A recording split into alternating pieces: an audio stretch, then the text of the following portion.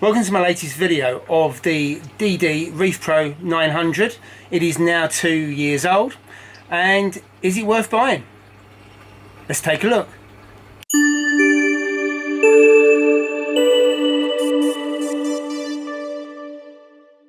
Okay, so let's get on with the review. So this is a shallow reef tank. The display is 3 foot long. It is 60 centimeters from front to back, 46 centimeters high. So it's actually a shallow reef. Now if you're not looking for a shallow reef, then I suggest you probably go for a water box or a Red Sea, because the displays are taller. You can get a shallow reef for a water box, but also you can get a deeper tank. But I like the appeal of this one. What you do get is a high cabinet, and there's a lot of reflection, so it's really difficult to see, but the cabinet is as good a condition today as it was when I first got the tank, so that's 2 years ago, which is a surprise considering it's in the garage and I really don't pay it much attention. No water damage on it whatsoever. It has been described to me as very shiny and very similar to a kitchen cabinet, so I don't know if that's a good or a bad thing. I think it's a good thing, but I can see why people think it's not a good thing. Now you can't actually see that, but there are actually adjustable feet on this, and what I like about the adjustable feet is that they're independent, so if your floor is not even, then you can change it fairly easy, which is a good thing. Now as for the display itself, what I really like about this is the weir.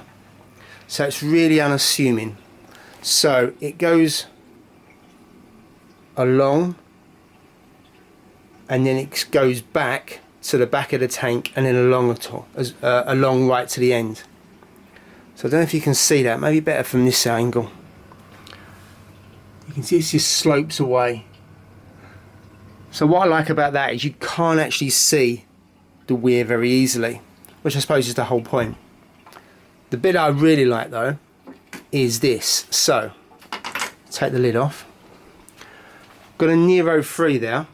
So Nero 3 is a wired power head. So this is inside the tank. It goes up and along and then down into the weir. So there's a dry area, which is absolutely fantastic. I didn't know about this until I bought it, but to me that's really, really good. So if I go to the other end of the tank, I've got a Tunzi. So apologies, the magnet's too big, but you don't really see it. You can see the wire there. And again, if I take the lid off, it goes along back of the weir and down the dry area at that. So it's really good and really hides your wires. Now I've got an MP40 in there now. I love Ecotech stuff. And I've got MP40s on the other tanks as well. But that's not hidden, although it's the other end of the tank, you don't really see it, and the cable goes all the way down. So for this tank, I would say there's better cable management by having a power head that's wired inside the tank. It hides much better. So a really good design feature in my opinion. So it's two things I don't like on this tank, and my opinion hasn't changed from first I got it. First of all is the return nozzle. When I first got it and I did a review, and then I did a review at 12 months, it is ugly. Now the good thing is you get really good flow from it that goes across the tank from right to left. But it is ugly, and I can't believe they couldn't have designed a better one than that. The second part is, whilst the weir comb is really good, if I go above the water level, you might be able to see there is a gap between the weir comb and the lid. Now, I have actually lost one fish since I got this tank, and that is a wrasse. Now, I found the wrasse in the sump. Now, I can't prove it, but I suspect it has jumped between the gap there. Now, it could have been dead already. I think it's highly unlikely, because a dead fish is probably not going to get sucked up above the weir out of the water or above the comb and then go down. So I probably need to do something about that. But that's two negatives, but I'd like to take away from the fact that in the display itself it's a nice clean design, and also the finishing on the silicone is really smart and neat. all the way along. 2 years later, still very clean. Now what I do, I take a lot of time and attention when I am cleaning the glass, because what tends to happen, if you use a flipper like I do, which is one of these, it's really good, but when you're going across, I always stop about this distance from there. I don't go up to there, because you can actually chip away and damage the silicone. So I go to about there, so you can just see probably half a centimetre to half a centimetre, and then what I tend to do for the rest, I'll either put my hand in and just go right up to the edge. See, I missed a bit there, or I'll use something like a credit card or a debit card or something plastic, because you can clean it really well. And yes, you've got to get your hands in the tank, but that's the downside. But you can clean it really well and not damage the silicone. I'm a great lover of Red Sea tanks, and I've got 2, but I think some of the issues they've had with the Red Sea tank is where people are damaging the silicone and just chipping it all the way up. But that is really, really clean. Lovely finish on it. Right, so if we now go into the sump area, this is not a tour of the sump as to what I've done, but more around what you get. So let's start with the hinges. Now a lot of people reported that they're rusty. I've got a little bit of rust. That one's perfect. A little bit of rust on the hinge down this area, just a little bit, you might be able to see there. If I move over to the right, that one looks pretty good. Can't see anything on that. Down here, there is a little bit of rust on that, just around the top area. Probably because it's the closest hinge to the actual sump, and maybe I've got a bit of water on it. What I might do is put a bit of grease on that, and that will stop any further rust happening. If I then come down to the sump itself, what I do like, auto top off area, built into the sump, really nice, quite big. And then if you look here, the pipes that come down, Clarity in there, it's ready made for the Clarity, as you may have seen before, which I think is absolutely brilliant.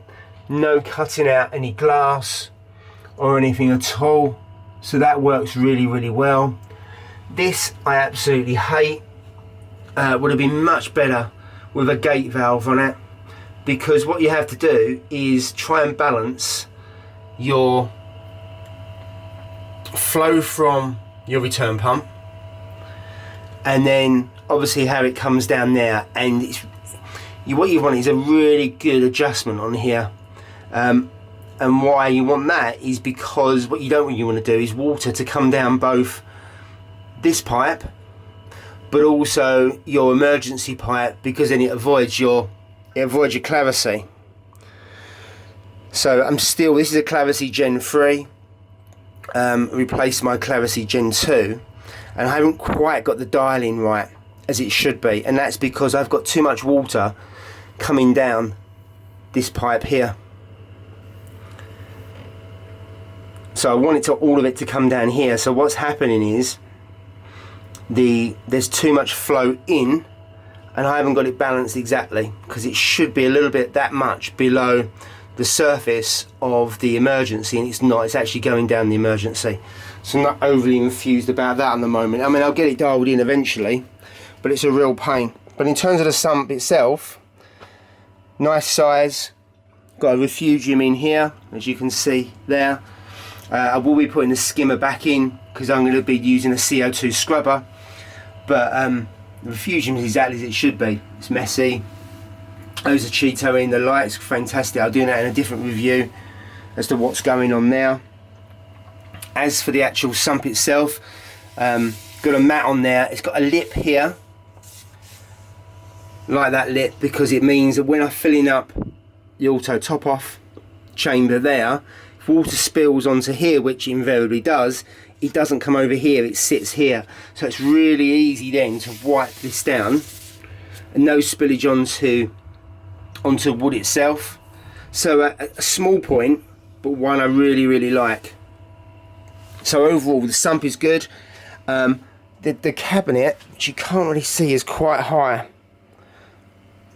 So actually I can get into the sump, put my head in here, which sounds really sad and really weird, which of course it is, but when you want to kind of look in to see what's going on in the sump, you can. So overall, plenty of room. I did have the skimmer, I used to have the skimmer here, but I've changed it around and I've put in the Cheeto in here, and that seems to work pretty well so far. Good control of nutrients. Let's get my head out. And then you've got a small area there if you want to store some stuff, which I don't really do. It's in the garage, I don't need to. What I would say the downside of the 900 over the 1200 tank is this is 3 foot. Obviously the 1200 is 4 foot, and you get a dry area and a cabinet. I've actually put a little cabinet there. So if you've got room for the 4 foot tank, I would go with the 4 foot tank over the 3 foot tank. I think the sump is the same, I think. I'd have to check that out. So overall, I absolutely love this tank. I would recommend it to anyone, although I'd recommend the 1200 over the 900 just because it's got a dry area. In terms of the benefits, shallow reef, unassuming weir, the dry area I absolutely love. The sump, I really like the sump in terms of its layout, enough water for the auto top off, having had 2 Red Sea tanks and the auto top off is on top of the sump. It's far better designed. I like the lip at the front so that if you spill any water it doesn't go out of the tank. Although I hate the gate valve, I do hate the nozzle, and I don't like the comb, the weir. So there's 3 things that are negatives, but they are far outweighed by the positives of having this tank. The final benefit is you don't have to make the cabinet, and for me that's a major plus, not having to do a bit of DIY. And as I've said before, I always think that something that's ready built, pre-built, is going to be a better structure than if you build it yourself.